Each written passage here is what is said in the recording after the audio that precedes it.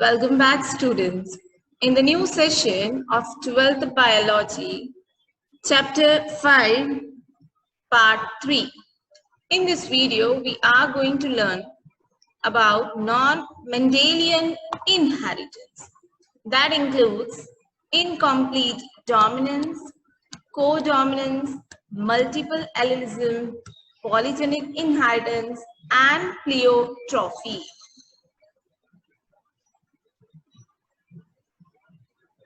Let's begin with incomplete dominance. As the word indicates, incomplete dominance. So here the genes show the dominance. The dominancy of this gene is incomplete. Let's see how with an example. It is the inheritance in which the offspring shows intermediate character. The offspring is showing intermediate character between two parental characteristics. Examples are snapdragon, that is dog flower, or Anthraenum species, Mirabilis jalapa, that is 4 o'clock plant. Here what happens when the red flowers are crossed with the white, we get the intermediate color, that is white color or pink color, right? So when red and white are crossed, then it leads to formation of pink color flowers. Same with the 4 o'clock, when you can see here red and purple or yellow and red, when it's been hybridized, then it have the intermediate color, that is light pink or light purple in color. So here the genes are showing incomplete dominance. Let's see with an example one more. With the Punnett square, parent generation has homozygous gametes, that is RR, capital R, small r, small r. It will give rise to gametes R and R. One is capital and the one is small r. In presence of both the R, instead of the dominant is showing its character, here both of the gametes are showing the character, and we get the result pink color flowers. Right? And when the F1 generation is cross-fertilized, cross-pollination is done, then the ratio that is got is 1 is red, 2 pink, 1 white. Same with the phenotype. Whenever both the dominant genes are present, that lead to red color. Whenever both the recessive genes are present, that leads to white color. And when heterozygous gene is there, that lead to formation of pink color flowers. Thus, in incomplete dominance, the phenotypic and the genotypic ratios are same. This means that capital R was not completely dominant over small r. Same with the pea plant, they also show such kind of incomplete dominance in other characters. Next, we are moving with a codominance. Here the words indicate as a codominance, both the genes work efficiently, right? It is inheritance in which both the alleles of gene are expressed in a hybrid. Example is ABO blood group. ABO blood group are controlled by the gene I. It controls the production of a carbohydrate, that is a polymer that we call the antigen. Here you can see the antigen located on every RBC, which is protrude from plasma membrane of RBC. Here you can see that A is having antigen A, B is having antigen B, AB is having both this A and B, and O is having no antigen. The gene I has 3 alleles, IA, IB, and small I. A and B produce a slightly different form of sugar, whereas I doesn't produce any sugar. That's why that blood group is denoted as O. As discussed earlier, that if the allele is IA, it will produce carbohydrate A. If it's a B, it will produce B, and I is not going to produce any kind of carbohydrate. Genotype If it's IA homozygous, then the blood group is A. If it's heterozygous, then also A. Same applies with B. And when it is heterozygous A and B, that leads to formation of AB blood group. And when both the genes are small I, homozygous small I, that leads to formation of O blood group. So this is how whenever both the genes are present in case of IA, IB, it shows both the characteristics. It's not the intermediate. So such kind of inheritance is known as codominance.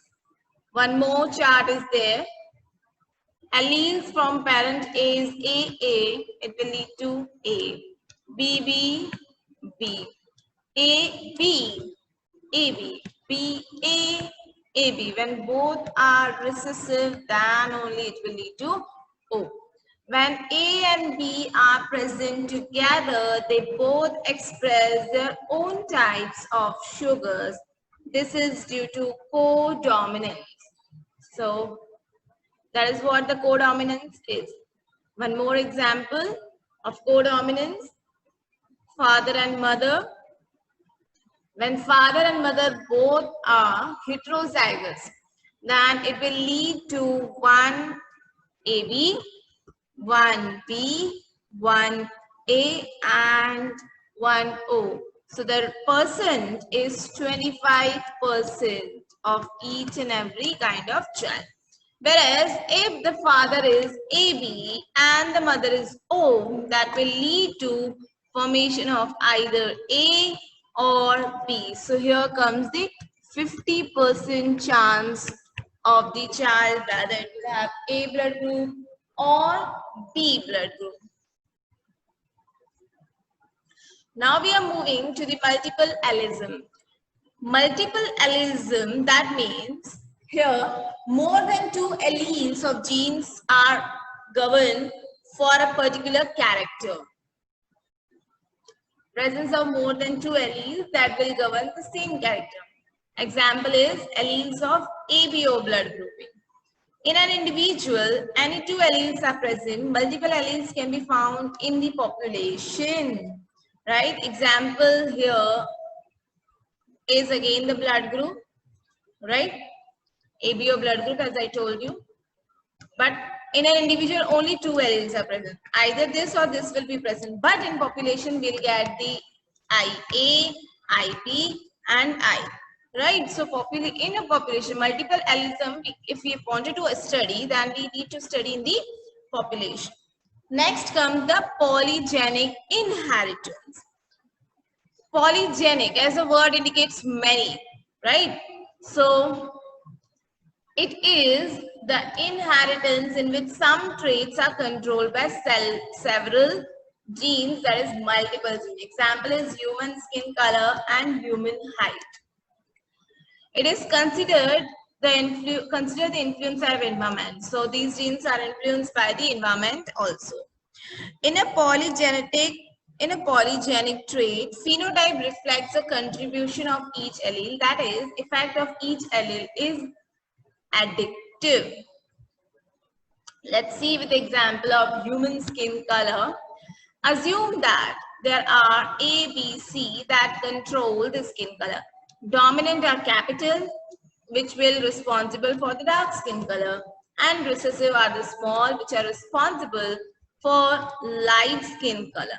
Now, the combination of these two, the combination of small and the capital, will give you different varieties of color complexion from dark to light, right? Light, that means the number of recessive gene will be more over here, and if number of dominant is more, then the individual will have dark complexion. Again, in the previous slide, it was said that this is also affected by the environment, right? So such genes are affected by environment as well. They are not totally dependent on the gene itself. Genotype with all the dominant gene. will give dark skin color. All the recessive will give lightest skin color.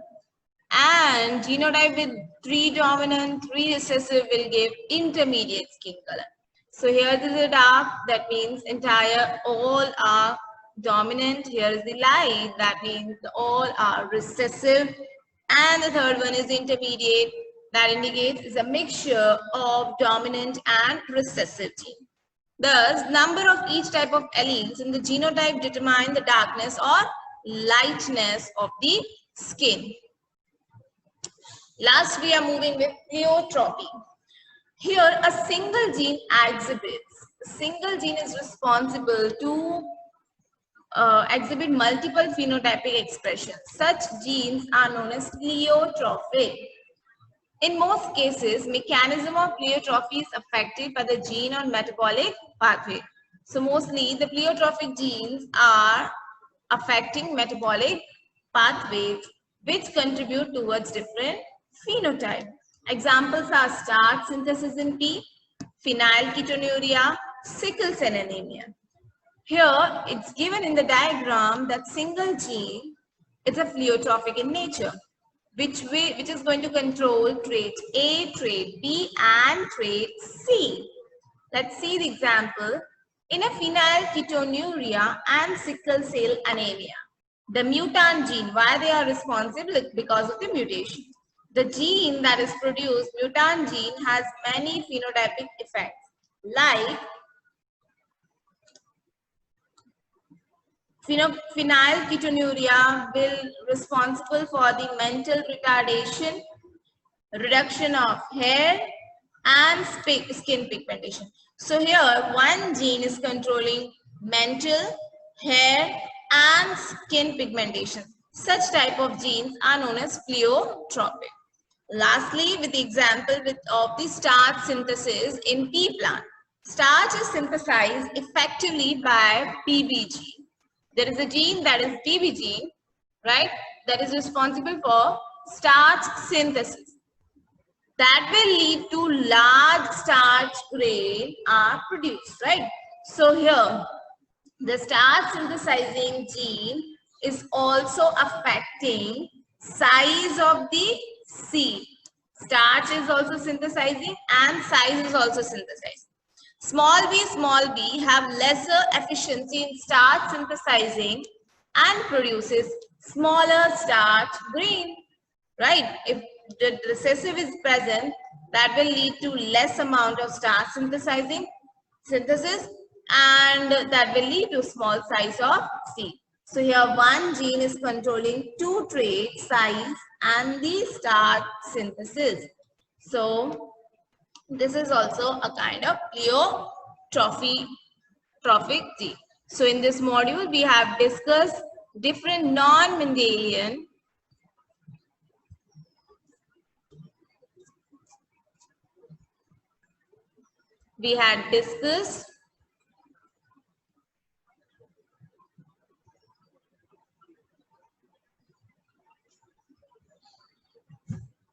incomplete, codominance, multiple allelism, polygenic inheritance, and pleiotrophic non-Mendelian inheritance.